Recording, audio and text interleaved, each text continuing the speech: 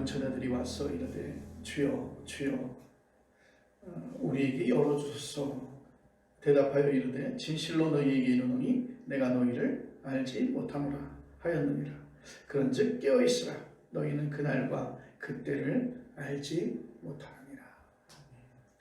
열어줄 법만 한데 열어줄 것 같은데 우리 주님께서는 아주 단호하게 알지 못한다 그렇게 말씀하고 있습니다.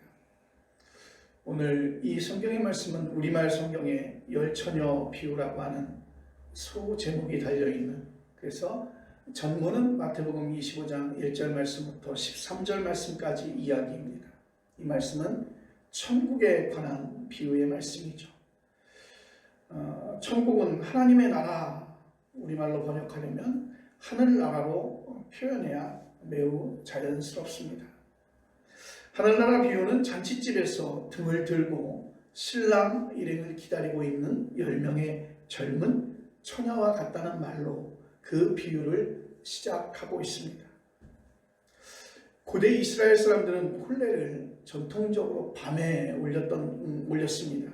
그래서 사람들은 신랑을 기다리고 있었던 것이죠. 혼례의 첫 순서는 신부집에 도착하는 신랑 일행을 신부의 친구들이 춤을 추면서 맞이하는 것입니다. 우리 한국적인 정서에서 보면 신랑이 함을 들고 그 신부의 집을 찾으면 신부의 친구들이 맞이하는 것과 거의 비슷한 문화인 것 같습니다. 그런데 이렇게 신랑집이 신부집과 거리가 멀게 떨어지면 신랑 일행의 도착 시간을 가늠하기가 좀 어렵습니다. 오늘 성경 속에서 기록되어져 있는 이 말씀에서도 보면 아마도 그 신랑이 어느 때 어느 시각에 도착할 것인지 가늠할 수 없는 중이었던 것 같습니다. 기다리던 10명의 춤꾼 여자들은 졸면서 자면서 그 신랑을 기다립니다.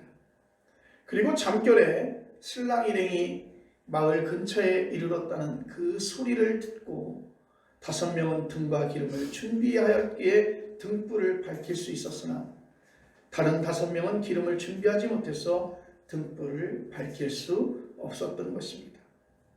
그래서 성경 오늘 본문은 준비한 5명을 어떻게 이야기하냐면 슬기롭다 그렇게 이야기합니다. 그리고 준비하지 못한 5명을 미련하다, 어리석다 그렇게 표현하고 있습니다. 미련한 5처녀가 슬기로운 5처녀에게 이렇게 요청합니다. 너희의 기름을 나에게 좀 나눠줄 수 없겠느냐. 정중히 부탁했겠죠. 그런데 기름을 나누어 쓰다가는 양쪽 모두 부족할 테니까 그 짧은 시간이지만 너희가 가서 그 기름을 사오라고 하는 대답을 듣게 됩니다. 급하게 되었습니다. 5명은 기름이 없어 등불을 밝힐 수 없어 이제 나눠줄 그 기름도 얻을 수 없어 이제는 기름을 사러 나갈 수밖에 없습니다. 그런데 그 기름을 사러 나간 사이에 신랑 일행은 그 잔치집에 도착을 했고 그 잔치집의 문은 닫혔습니다. 제가 여러 군데 책을 찾아보고 했지만 왜 잔치집 문이 닫혔는지는 알 수 없습니다. 보통 잔치집 문은 활짝 열려있고 어느 손님이 오든지 맞이하는 것이 일상이지만 그래서 보통 잔치집의 문은 열어두는 게 아주 자연스러운 일입니다. 그런데 오늘 성경에 보니까 5명이 기름을 사러 나간 그 사이에 신랑 일행이 도착을 했고 그 문은 닫혔다는 것입니다. 이제 그들은 그 잔치집에 들어갈 그 기회를 상실하게 되었다는 것입니다. 이제는 그 안에서 그 문을 그들에게 열어주지 않으면 그들은 그 잔치집 안으로 들어갈 수 없게 되었다는 것입니다. 문이 닫힌 이유는 그들만의 특별한 사정이 있었겠죠. 기름을 사러 나갔다가 돌아온 5명은 아주 애달게 문을 두드립니다. 그리고 문을 열어달라 그렇게 말합니다. 그리고 그렇게 얘기했겠죠. 아까 신랑이 오기 전 우리도 그 안에 있었습니다. 잠깐 기름을 사러 나간 그 사이에 이 문이 닫혔으니 우리로 하여금 들어가게 해달라 간절하게 그렇게 간청했겠죠. 이미 들어간 5명의 친구들처럼 자신들도 그 잔치집에 참여하고 신명나게 춤을 추며 그 신랑을 맞이해야 되니까요. 이 정도 이야기하면 빨리 들어오라고, 그리고 순서를 맡은 사람들이니까 빨리 들어오라고 그 문을 활짝 열어줄 줄 알았지만 전혀 예상치 못한 말을 듣습니다. 그 말씀이 12절의 말씀입니다. 진실로 너희에게 이르노니 내가 너희를 알지 못하노라. 참 잔인한 말씀 아닙니까? 진실로 너희에게 이르노니 내가 너희를 알지 못하노라. 밤새 졸며 자며 그 신랑을 기다렸던 그 5명의 처녀에게 아주 가혹한 말씀이 아닌가 생각되어집니다. 잔치자리에서 철저히 그들은 소외되었습니다. 기름을 미리 충분할 정도로 준비하지 못한 게 그것이 큰 잘못이었을까? 이런 생각이 들 수도 있습니다. 그 기름은 그 잔치집에 그 주인이 준비해야 되지 않을까? 이런 생각도 할 수 있습니다. 그리고 우리는 최선을 다하지 않았습니까? 졸며 자며 기다릴새 그 신랑이 도착했다는 소리를 듣고 우리는 최선을 다해서 그 기름을 준비하러 빠른 시간에 나가서 다녀오지 않았습니까? 그 정성 또한 인정해 줘야 되지 않을까요? 잔치집 주인이 너무 매정합니다. 그 문을 열지 않습니다. 여러분, 마태복음 25장에는 열처녀 비유 외에 다른 2가지의 비유가 더 나오는데요. 마태복음 25장 14절 이하에는 달란트의 비유가 나옵니다. 5달란트를 받은 종과 2달란트를 받은 종은 주인이 돌아오기 전까지 장사해서 각각 5달란트와 2달란트의 이윤을 남겼으나 1달란트를 받은 종은 땅에 묻어두었다가 1달란트 그대로 그 주인에게 가져왔습니다. 주인은 앞에 2 종을 착하고 충성된 종이라 인정하였지만 1달란트를 그대로 가져온 종은 악하고 게으른 종이라 책망합니다. 이 말씀이 마태복음 25장 30절에 기록되어져 있죠. 이 무익한 종을 바깥 어두운 데로 내쫓으라. 거기 슬피 울며 이를 갈리라. 손해본 것도 아니고 1달란트 주신 거 그대로 땅에 묻었다가 혹시 실패할지 모르고 혹시 손해볼지 몰라서 그걸 땅에 묻었다가 주인에게 가져온 종인데 정상 참작은 해줘야 되겠죠. 그런데 성경은 그렇게 말합니다. 이 무익한 종을 바깥 어두운 데로 내쫓으라. 거기서 슬피 울며 이를 갈리라. 오늘 성경 본문 속에 기록되어져 있는 그 미련하다고 하는 그 여인들의 모습과 거의 같은 형편이 되었습니다. 또한 마태복음 25장 31절 이하에는 양과 염소의 비유가 나옵니다. 한쪽은 하나님의 복을 받는다고 했으며 다른 한쪽은 저주를 받는다고 했습니다. 저주 받을 자들의 운명을 이렇게 표현합니다. 나를 떠나 마귀와 그 사자들을 위하여 예비된 영원한 불에 들어가라. 정말 무섭지 않습니까? 저주에 가까운 발언입니다. 마태복음 25장에 나오는 이런 비유를 읽으면 어딘가 그런 찜찜한 생각이 들 것입니다. 오늘 설교 본문인 첫 번째 비유에서 잔치집 주인이 하나님을 가리킨다고 하는 것은 누구나 다 알 수 있는 것입니다. 하나님이 왜 이렇게 매정한 존재로 오늘 성경에 표현되고 있을까요? 여러분, 하나님은 어떤 분이십니까? 자비하신 분이십니다. 긍휼이 풍성하신 분이십니다. 모든 성경의 말씀은 하나님을 그렇게 소개하고 있습니다. 예수님께서는 형제가 죄를 범했을 때에 7번뿐 아니라 7번을 70번까지라도 용서하라고 그렇게 말씀하셨죠. 아버지의 재산을 탕진한 둘째 아들까지 그대로 받아주신 아버지의 마음이 곧 하나님의 마음이라고 말씀하셨습니다. 그런데 오늘 예수님께서는 이 대목에서는 하나님을 아주 가혹하리만큼 인정 없는 분으로 그렇게 야박한 존재처럼 그렇게 설명하고 있습니다. 이 이유가 무엇일까? 여기에는 어떤 뜻이 있을까? 우리는 생각해 보아야 될 것입니다.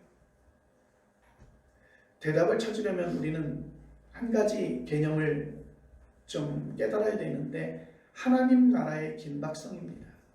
하나님 나라의 긴박성. 예수님께서 출가하시고 공생애의 첫 음성이 어떤 말씀이었습니까? 마태복음 4장 17절의 말씀, 회개하라 하늘나라가 가까이 왔다. 회개하라 하늘나라가 가까이 왔다. 이 메시지를 선포하셨습니다. 마가복음은 1장 15절에 이렇게 말합니다. 때가 찼고 하나님의 나라가 가까이 왔으니 회개하고 복음을 믿으라.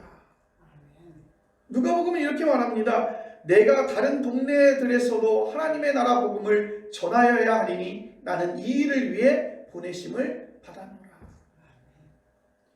그러니까 예수님께서는 하늘나라 또는 하나님의 나라의 온통 그 모든 생각과 그 영혼이 쏠린 채 예수님은 그렇게 사역하셨다는 것이에요. 예수님의 가르침과 치유 사건과 십자가의 죽음까지 그 모든 그의 운명은 하늘나라를 향하고 있습니다. 오늘 우리는 어떻습니까? 여러분, 하늘나라에 관심이 있으십니까? 주님은 이 땅에 오셔서 제일 먼저 공생애를 시작하면서 우리에게 하신 말씀이 회개하라, 하나님의 나라가 가까이 왔다, 그렇게 말씀하셨는데, 여러분, 그 하나님의 나라에 여러분 어떤 관심을 가지고 계십니까? 여러분, 하나님의 나라를 소유하셨습니까? 하나님의 나라를 경험하셨습니까? 그런 생각하잖아요. 하나님의 나라는 지금 임박한 것이 아니라 우리 죽음 이후의 것이 아닐까. 죽음 이후의 문제이니까 지금 우리의 삶과는 별로 상관이 없다고 생각되어지지 않습니까? 그래서 즐기자, 마시자, 내 배를 두드리고 있는 것 아닐까요? 하늘나라가 가까이 왔다는 게 무슨 뜻일까? 마태복음 4장 17절을 좀 비교해보면 그리스어는 이렇게 말하고 있습니다. 메타노이에이테 앵기켄 카레 바실레이아 톤 우리는. 영어에서는 repent for the kingdom of heaven is at hand. 우리가 여기서 중요하게 여기는 것이 at hand예요. 하늘나라가 가까이 왔다라는 그 문장을 성경은 이렇게 표현했습니다. at hand. in hand가 아닙니다. 손 안에 들어온 것이 아니라 손에 밀착해 있다는 것입니다. 그러니까 내 손 안에 들어온 것이 아니라 손에 밀착해 있다는 것입니다. 소유할 수는 없으나 그 능력을 경험할 수는 있다는 것입니다. 우리 일상에서 바람과 비슷합니다. 우리가 바람을 소유하지는 못하였으나 바람이 불 때 그 능력을 우리는 느낄 수 있는 거죠. 그걸 느끼는 사람은 생명의 새로운 차원을 경험할 것입니다. 여러분, 중요한 것은 이렇게 말씀을 듣고서도 이해가 되지 않죠. 하늘나라가 가까이 왔다는 그 사실을 우리는 실제로 어떻게 알 수 있을까? 이 세상에는 하늘나라가 오지 않을 것 같은 증거가 훨씬 더 많습니다. 전쟁이 그치지 않습니다. 비극적인 일은 오히려 더 많이 일어납니다. 세상은 억울한 일이 없을까요? 재판정에 가면 정말 바른 재판정, 억울한 일이 없게끔 재판을 하고 있을까요? 여러분, 우리나라가 굉장한 그 빠른 성장을 통해서 사실은요, 선진국에 못지않은 그러한 삶의 어떤 여건들을 살고 있습니다. 소득이 엄청나게 늘었죠. 행복하십니까?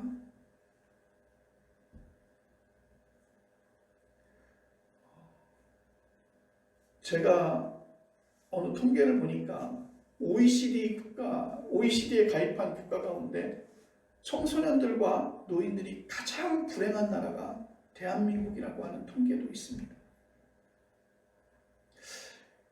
이런 상황을 보면 하늘나라가 오지 않을 것 같은 증거가 훨씬 더 많은 것 같아요. 하늘나라는 우리의 생각이나 예상과 다르게 자기 생각에 고정된 사람은, 자기를 고집하는 사람은 아무리 지성적이고 교양이 있어도 하늘나라를 볼 수 없고 느낄 수 없습니다.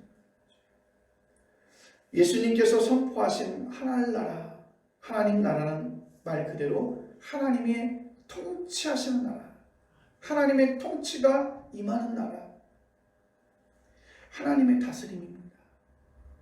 그 하나님은 세상을 창조하신 분이십니다. 그분은 세상을 생명으로 통치하심으로 존재하시는 분이십니다. 요한계시록의 증언에 따르면 그분은 알파이고 오메가라고 말씀하고 있습니다. 이제도 계시고 전에도 계셨고 장차 오십니다. 그분은 예수 그리스도를 통해서 임마누엘의 하나님으로 우리에게 오셨던 것입니다. 그 예수께서는 바로 그 하나님이 우리에게 가까이 오셨다는 사실을 선포하셨고, 그 사실에 온전히 의지해서 사람들을 만나시고 행동하시고 자기의 운명 또한 받아들이셨습니다. 여러분, 예수님의 선포와 예수님의 죽음 이후로 하나님은 하늘에 고고하게 앉아서 인간을 바라다 보시는 분이 아니라 이 역사에 깊이 개입하는 분으로 우리에게 현현하신 것입니다. 오늘 이 시간 그 하나님이 지금도 우리의 삶 속에서 역사하시고 개입하시고 지금도 우리의 삶을 함께 하시는 그 하나님을 느끼는 사람이 있고 전혀 느끼지 못하는 사람이 있는 것입니다. 여러분, 하나님의 임재하심을 느끼는 사람은 그 사실에 영적인 주파수를 맞춰가면서 우리는 항상 그 하나님을 향해서 하나님을 바라보고 하나님의 말씀을 바라보고 하나님이 행하시는 그 일들과 그 영광을 바라보며 우리는 그쪽에 모든 삶의 반응을 그쪽에 두고 있는 것입니다. 그런데 여러분, 느끼지 못하는 사람은 어떤가요? 가장 결정적인 경험을 못하는 것이니까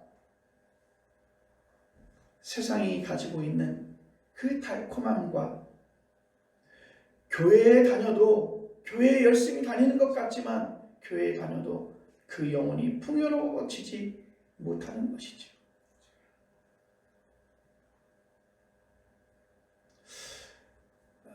몇 년 전까지는 잘 몰랐는데 요즘에 총회를 참석하고 신학교의 동기들을 만나면 다들 나이가 조금씩 들어간다는 것을 느낍니다. 우리가 신학교에 입학했을 때가 20살 남짓이었는데 이제 거의 이제 60을 바라보는 그런 나이가 되어졌어요. 그 나이가 실감되기 참 어렵죠.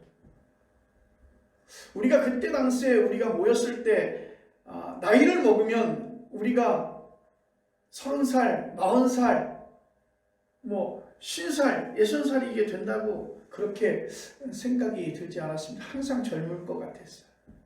그런데 그렇게 젊을 것 같았던 친구들의 어깨도 조금 처지고 그 검던 머리도 이제는 없어지고 하얘지고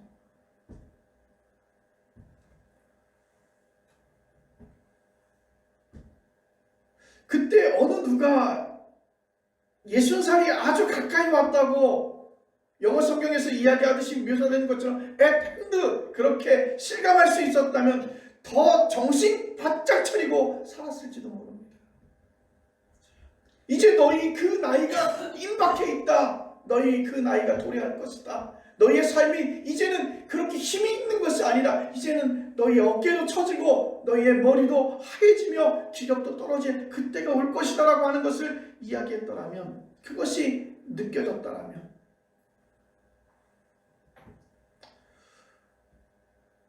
또 앞으로 시간이 지나면 우리는 나이를 더 들겠죠. 그런데 그렇게 생각합니다. 코앞에 닥친 사건이 아니라고 생각합니다. 아직도 많이 남은 시간이라고 생각합니다. 그런데 요즘 들어서 좀 그런 생각이, 두려운 생각이 들어요. 시간이 점점 지나면서 나이가 들어가고 그 그 나이가 들어가는 것이 조금만 잠깐 한눈을 팔면 정말 기대하지 않은 만큼의 나이들을 먹어가고 있는 것이에요. 그런데 그 순간 내가 나이 들 것을, 내가 그렇게 영혼의 깊이까지 그렇게 들어갈 것을 우리가 생각할 수 있고 실감할 수 있다면 좀 다른 삶을 살지 않았을까요? 그런 새로운 삶이 어떤 건지를 여러분들도 다 아실 것입니다. 여러분 무엇이 두렵고 여러분 무엇이 아쉽고 무엇에 미련이 있겠습니까? 마지막 순간까지 생명 충만하게 살아야 될 것입니다. 하늘나라가 가까이 왔다는 말은 20살의 청년이 70살을 리얼리티로 받아들이는 것입니다. 그리고 70살의 노인이 죽기 직전에 90살을 리얼리티로 받아들이는 것입니다. 삶을 살아가는 절체절명의 사건으로 경험하라고 하는 뜻입니다. 조금 더 우리가 성경적으로 표현으로 바꾸면 인생을 하나님의 소명으로 받아들이는 것입니다. 예수님은 우리에게 그렇게 말씀하셨습니다. 내 십자가를 지고 나를 따르라. 예수님께서는 우리에게 말씀하셨습니다. 나를 따르라.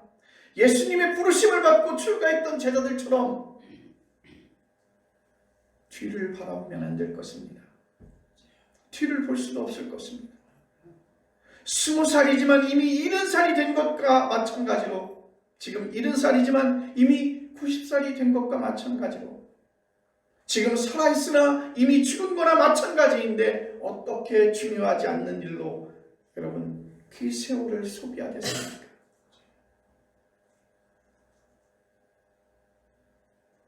우리의 생명이 만약에 죽을 날을 우리가 알고 있다면 여러분 그 남은 날을 우리는 셀 수 있겠죠. 여러분 그 남은 날을 알고 있다면 여러분 지금의 이런 삶을 여러분 사시겠습니까? 집이 활활 타고 있는데 여러분 쇼핑하시겠습니까? 지금 사람이 막 죽어가고 있는데 여러분 무엇을 먹을까 염려하시겠습니까? 오늘 본문에 나오듯이 잔치집의 문이 닫히는 순간에 여러분 어떻게 한가하게 여러분 백화점에서 쇼핑하고 미장원 다니고 산책하겠습니까? 그런 소리를 들어 그 잔치집 문이 닫히는, 쿵 하고 닫히는 그 순간, 여러분 그 잔치집 문이 이렇게 닫히는 그 소리가 들리지 않습니까? 가까이 온 하늘나라와 하나님의 앞에서 우리의 실존은 목마른 사슴처럼 갈급합니다. 여러분 이런 인간의 궁극적인 실존을 모르는 사람이 어디 있겠습니까? 여러분 알고 있지만 사람들은 그 사실을 별로 진지하게 대하지 않습니다. 언젠가 우리는 죽을 것을 우리는 알고 있습니다. 그리고 막연하게 그 죽음 이후의 삶을 우리는 고민하고 있지 않습니까? 그럼에도 불구하고 우리는 지금의 삶을 여러분 즐기고 있는 것입니다. 왜냐하면 그런 생각이죠. 내가 진지하게 대해봤자 해결 방법도 없고 그건 내가 할 수 있는 것이 아니라고 생각합니다. 그리고 내가 하기에는 내 능력으로는 너무 벅차다고 생각하죠. 그리고 가장 큰 이유는 그런 궁극적인 실존에 관한 감수성이 둔감해졌다는 사실이겠죠. 젊은 시절에는 계절의 변화에도 민감합니다. 그런데 나이를 점차 들어가면 계절의 변화에 둔감해지는 것처럼 여러분 기독교인들도 하늘나라가 가까이 왔다는 사실에 반응하지 않습니다. 둔감한 정도가 아니라 하나님을 아예 생각지도 않습니다. 영혼 구원을 시큰둥하게 여기죠. 세상에서 배운 그런 상식과 지식과 세상에서 얻은 경험에 갇혀서 우리의 생명 현상에서 가장 소중한 그 영혼이 하나님을 향한 감수성이 무뎌진 것입니다. 하나님이 말씀하셔도 그 말씀을 듣지 못합니다. 예수님께서 중보하셔도 그 중보하는 그 말씀을 내가 깨닫지 못합니다. 알코올이나 마약이나 그 소비에 중독된 것처럼 우리는 더 이상 하나님의 말씀을 듣지 못합니다. 여러분, 오늘 성경은 말합니다. 깨어있으라. 그런즉 깨어있으라. 앞에서 기름을 준비하지 못한 5 춤꾼 여자들을 향한 내가 너희를 알지 못한다라고 하는 주인의 말이 너무 야박하다고, 하나님의 자비와 사랑에 어긋나다고 그렇게 생각되어진다고 말씀을 드렸습니다. 본문에 숨어있는 의미를 포착해야 합니다. 주인이 이 불쌍한 춤꾼 여자들을 외면한 게 아닙니다. 오히려 그들이 잔치집 주인을 외면한 것입니다. 하나님은 사람을 절대 포기하지 않습니다. 자신이 창조한 인간을, 하나님께서 만드신 인간을 왜 포기하겠습니까?